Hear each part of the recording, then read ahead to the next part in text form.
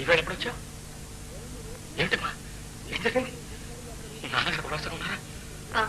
మరి ఏమిటమ్మా ఏం జరిగిందో చెప్పు. నువ్వు ఇంట్లో ఉంటావా లేదు అని ఈ ఉత్తరం ఇచ్చి వెళ్దామని వచ్చాను. చదువు, నీకే తెలుసు.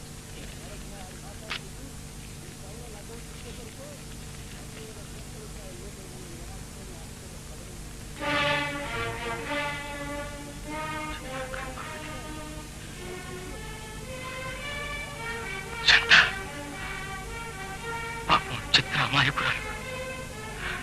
దాని నెత్తి మీద ఎప్పుడో ఒకప్పుడు ఇలాంటి పిడుగు పడుతుందని అనుకుంటూనే ఉన్నాను. అమ్మకు నాన్నకు ఈ విషయం తెలిసింది. ఇద్దరు మొదలు నరికిన చెట్ల మాదిరి కూలిపోయారు.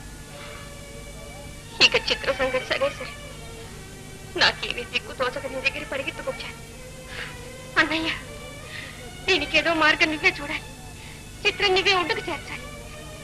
సరేనమ్మా, నువ్వు వెళ్ళా. మిగతా సంగతులు నేను చూసుకుంటాను. రమేష్ ఇంట్లో ఉన్నాడా? లేరు బాబు, బయటికి వెళ్ళారు. వస్తారు, కూకోండి.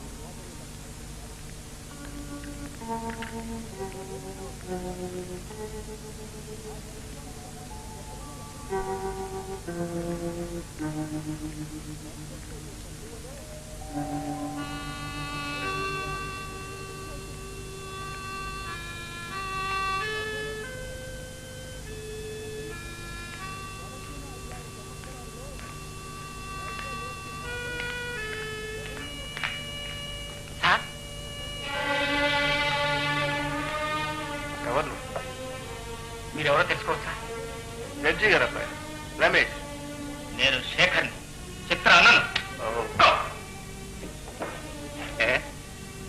డబ్బు ఏమన్నా కావాలా?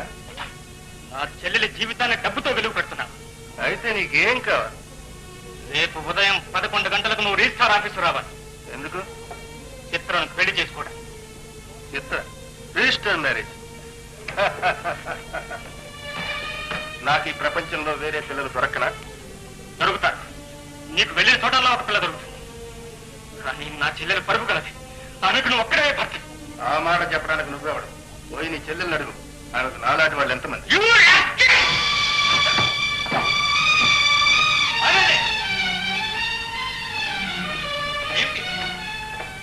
ఇంట్లో దొరకడం ఏమిటి దౌర్జన్యం? న్యాయానికి అన్యాయం జరుగుతున్నప్పుడు దౌర్జన్యం తప్ప వేరే మార్గం కనిపించలేదు. న్యాయం ఏమిటి, అన్యాయం ఏమిటి? అసలు ఎవరు? నా పేరు శేఖర్. చిత్ర నా చెల్లెలు.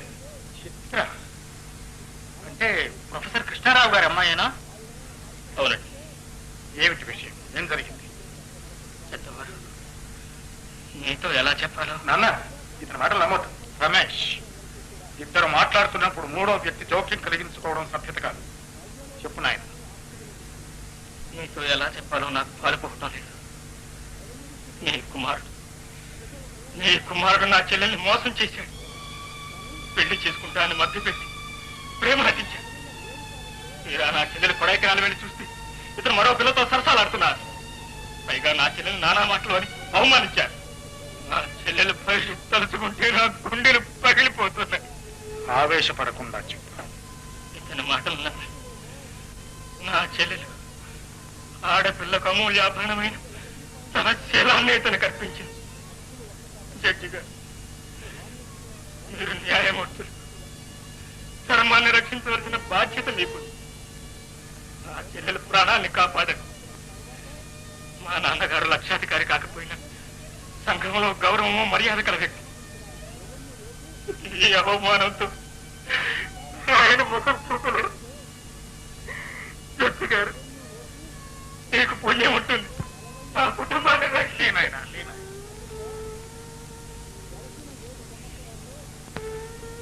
రమేష్,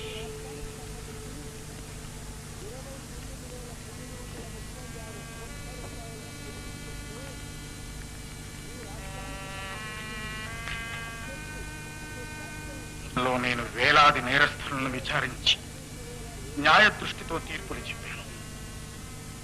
ఈనాడు నీ మూలాన నేనే నేరస్తుని స్థానంలో నిలబడ్డాను. తీర్పు చెప్పవలసిన వాడు భగవంతుడు. చూడు రమేష్, తప్పులు చేయటం మానవ సహజం. దానిని ఒప్పుకోవటం దైవ లక్షణం. నువ్వు తప్పు చేసుంటే ఒప్పుకో. దేవుడు